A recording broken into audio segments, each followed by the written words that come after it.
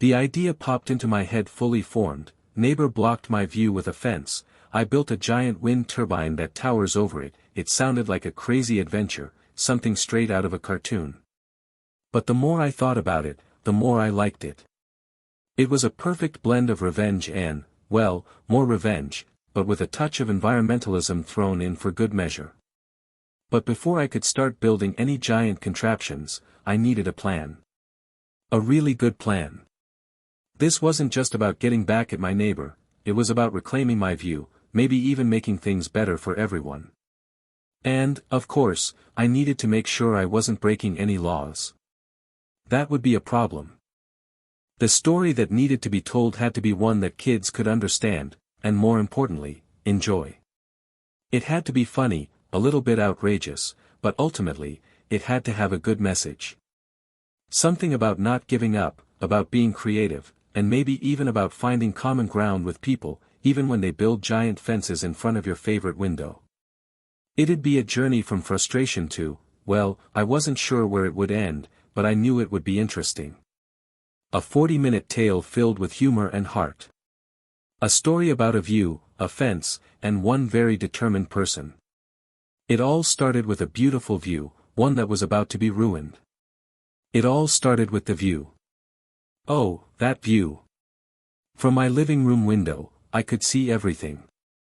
Rolling green hills dotted with fluffy white sheep, a sparkling blue lake where ducks love to swim, and the most amazing sunsets you've ever seen.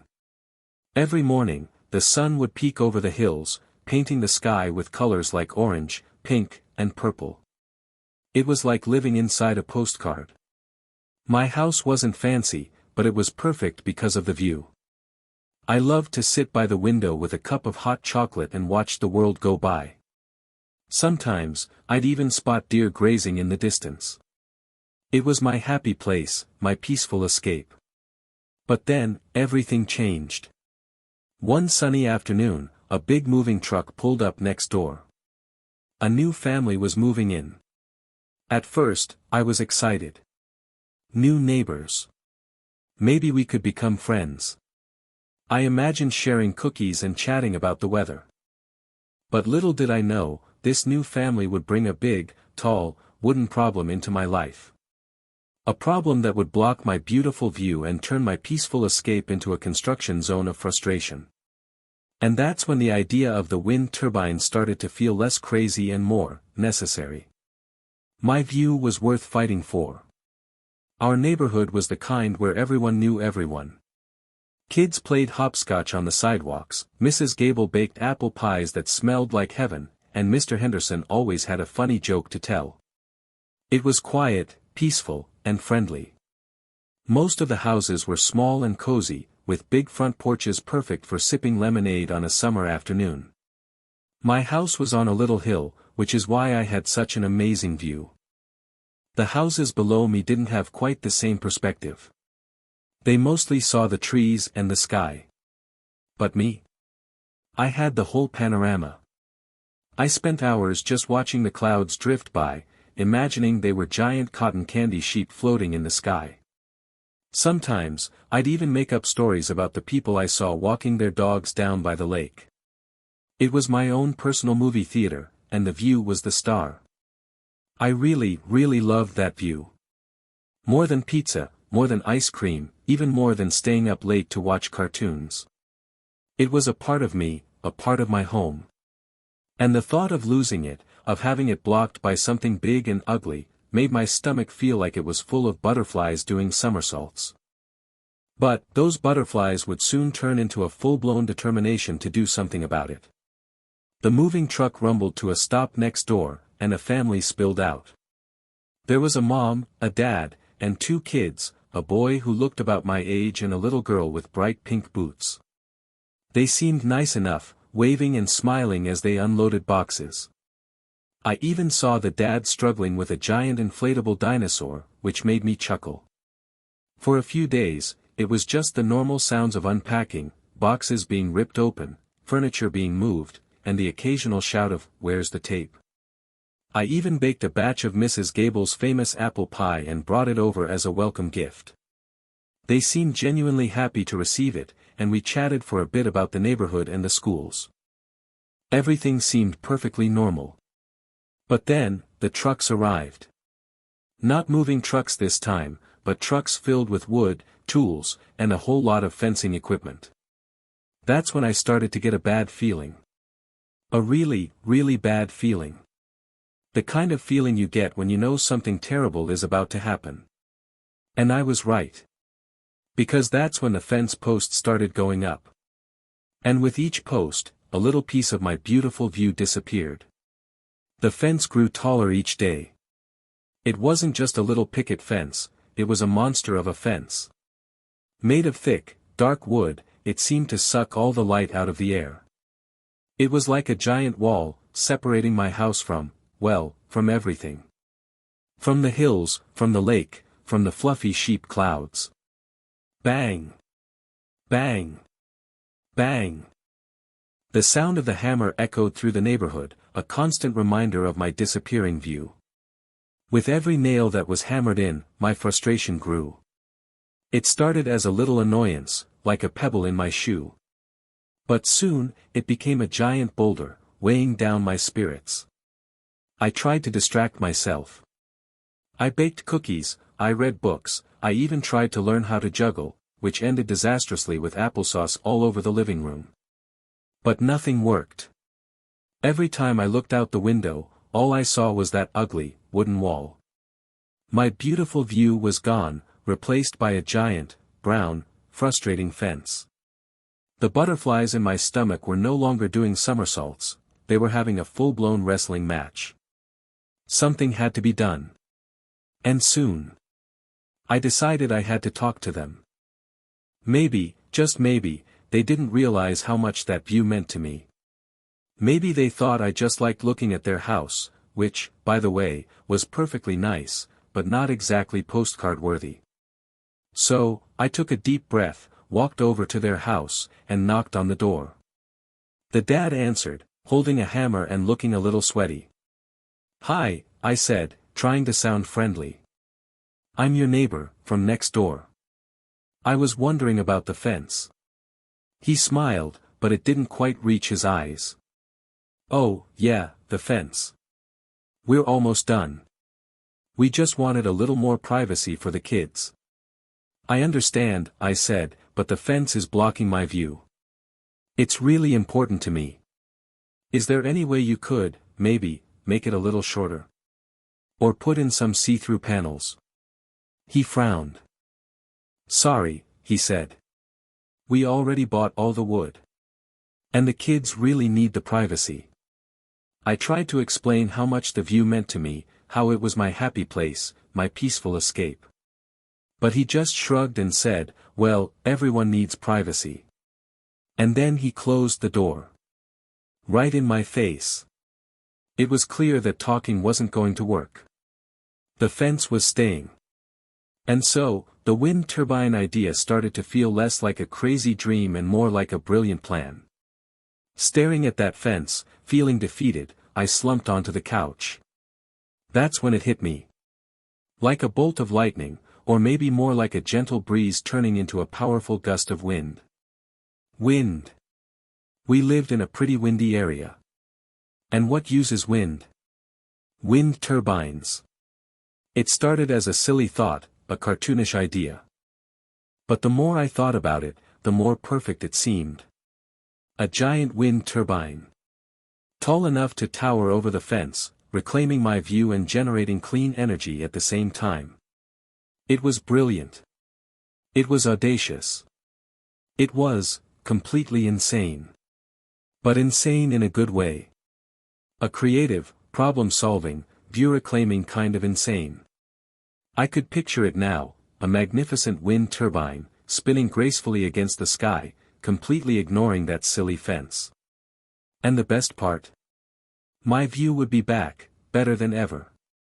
Suddenly, the butterflies in my stomach weren't wrestling anymore. They were doing the tango. I grabbed my laptop and started researching. How do wind turbines work? How big could I build one? Were there any laws against building giant wind turbines in your backyard? It was time to find out. Operation Wind Turbine was a go. The internet became my best friend. I learned everything I could about wind turbines. Did you know there are different kinds? Some look like airplane propellers, others look like giant egg beaters. I discovered that the bigger the blades, the more energy they can make. But bigger blades also mean more noise and more space. Then came the really boring part, local regulations. I had to find out if there were any rules about how tall I could build something in my backyard. Turns out, there were a lot of rules. There were rules about height, rules about noise, rules about how far it had to be from the property line. It was like trying to solve a giant puzzle with a million tiny pieces. I even had to talk to the town planning office. The lady on the phone sounded very confused when I asked about building a wind turbine. A wind turbine? She repeated. In your backyard? I could practically hear her raising her eyebrows. But I persevered. I measured my yard, I drew diagrams, and I read every single rule and regulation until my eyes crossed. It was a lot of work, but I knew it was important. I wanted to make sure I wasn't breaking any laws, and that my wind turbine would be safe and effective. Plus, I really didn't want to get a giant fine. All this research was crucial before I could even think about buying a single bolt. Building the base was hard work. Really hard work. It needed to be super strong to hold the giant tower and blades. I dug a huge hole in my backyard, mixed tons of cement, and poured it in. It was heavy, messy, and my arms felt like they were going to fall off. Mrs. Gable, bless her heart, brought over lemonade and cookies. You're building something big, dear, she said, peering into the hole. What is it? It's a surprise, Mrs. Gable, I said, winking. But it's going to be amazing. The base had to be perfectly level, so I used a level, a tool that tells you if something is straight, and carefully adjusted everything. It took days, but finally, it was done. A giant, concrete platform, ready to support my wind turbine. Of course, the neighbors' kids were watching me the whole time. The little girl in the pink boots kept asking, "What are you building? What are you building?" I just smiled and said, "You'll see." I could feel their dad watching me too, but he never said anything. He probably thought I was completely crazy. And maybe I was. But I was a crazy person with a plan, and a very solid base. The next step was the tower. The tower was delivered in pieces. Big, heavy, metal pieces. I rented a crane to help me put them together. It was like building a giant Lego set, but much, much heavier. Raising the tower was the scariest part. As each section went up, it got taller and taller, swaying in the wind. I kept checking the bolts, making sure everything was tight and secure. It felt like I was building a skyscraper in my backyard. The whole neighborhood was watching now. People stopped their cars to take pictures. Mrs. Gable brought out lawn chairs and offered everyone cookies. Even the neighbors' kids were impressed. The little girl in the pink boots kept pointing and saying, "Wow. It's so tall." The dad came out of his house and stood on his porch, watching with his arms crossed. I couldn't tell what he was thinking. Was he angry? Was he amused? Or was he starting to realize that maybe, just maybe, I was serious about this wind turbine thing? Finally, the last section of the tower was in place. It stood tall and proud, towering over the fence, reaching for the sky. I climbed to the top, with a safety harness, of course, and took a deep breath. The view was already amazing, even without the blades. I could see everything again. The hills, the lake, the fluffy sheep clouds. It was even better than I remembered. The next step, the blades. The blades were huge. Long, white, and curved like giant airplane wings. Getting them up to the top of the tower was another challenge. The crane operator had to be super careful, maneuvering them through the air with precision. As each blade was attached, the wind turbine started to look more and more like a real wind turbine. The neighborhood kids were practically jumping up and down with excitement. Even the adults were impressed. It was becoming a local attraction. I tightened the last bolt on the final blade and gave it a spin. It moved. Slowly at first, then faster and faster, catching the wind. The wind turbine was alive. From my living room window, I could see the blades turning against the sky. They were so graceful, so powerful. And they completely blocked the view of the fence. My plan had worked. But it wasn't just about blocking the fence. It was about something more. It was about taking a problem and turning it into something positive. Something that generated clean energy, something that made people smile, something that brought the community together. And, okay, maybe it was a little bit about getting back at my neighbor. But mostly, it was about the view. And the wind. And the power of a crazy idea. The wind picked up, and the blade started to spin faster and faster. It was a magical moment. The wind turbine wasn't just a machine, it was a living, breathing thing, harnessing the power of nature. I hooked it up to my house, and suddenly, all my lights were powered by clean energy. It felt amazing. I was helping the environment and sticking it to the power company all at the same time. But the best part was the view. It wasn't just the same old view. It was a new view, a view with a giant, spinning wind turbine as the centerpiece. It was like living in a science fiction movie. The sun glinted off the blades, creating a mesmerizing effect. The sound of the wind turbine was a gentle whooshing sound, like the ocean waves. It was actually quite relaxing. And at night, the wind turbine was lit up with soft, white lights, making it look like a giant, friendly robot. The little girl in the pink boots started calling it the whirligig. The name stuck. Soon, everyone in the neighborhood was calling it the whirligig. It had become a symbol of our town, a testament to the power of imagination and a reminder that even the craziest ideas can come to life. But how would the neighbor react? That was the big question. My view was back, but it was different.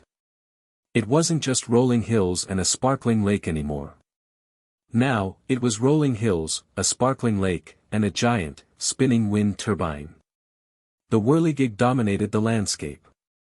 It was impossible to miss.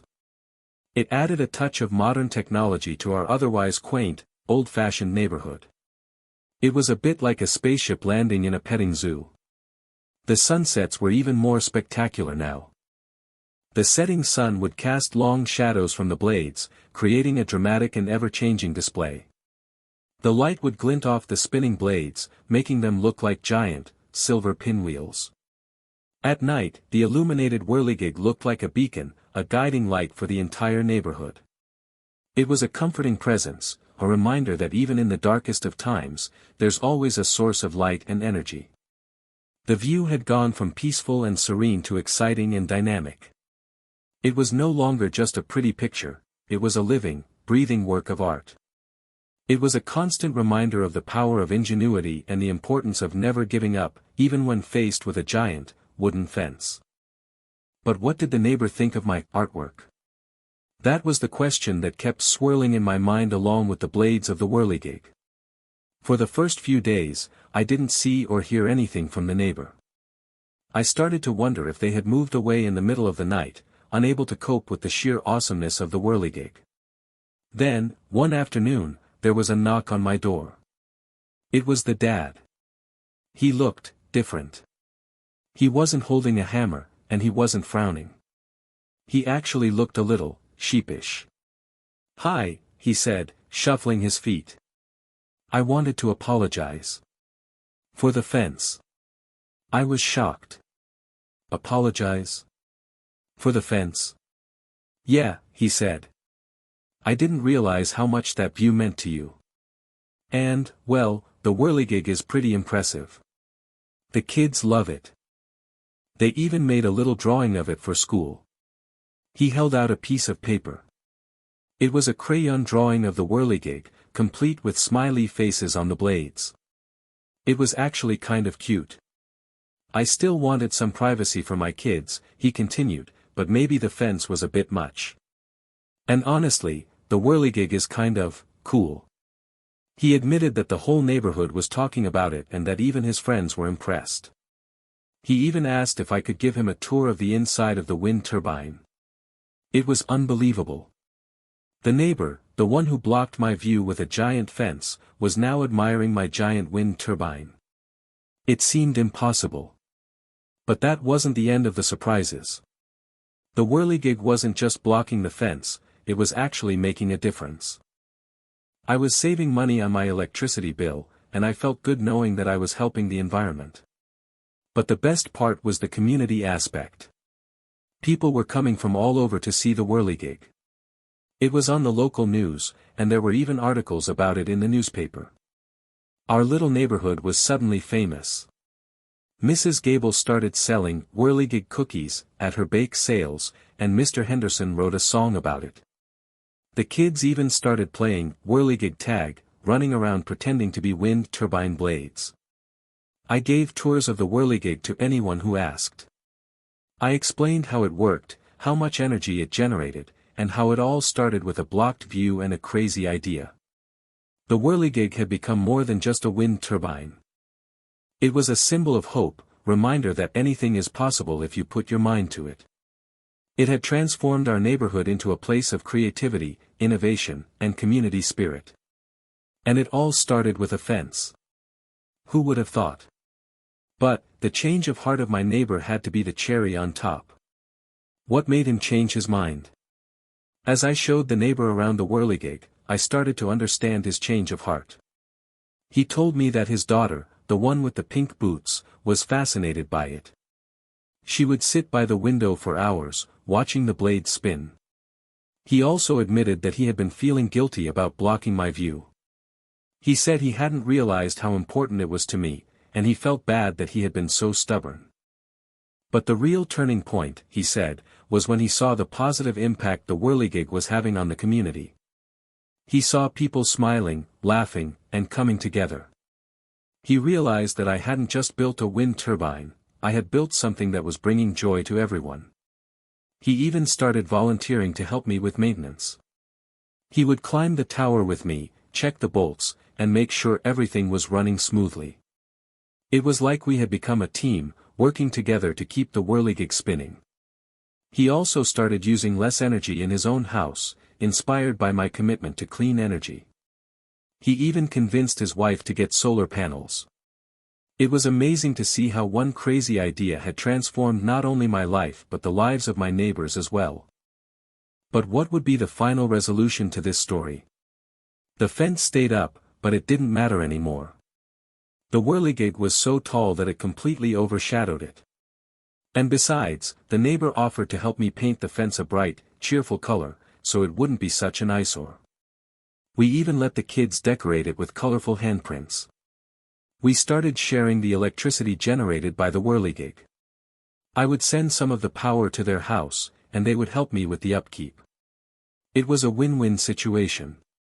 The whirligig became a symbol of our friendship, a reminder that even the biggest disagreements can be resolved with creativity, understanding, and a little bit of wind power.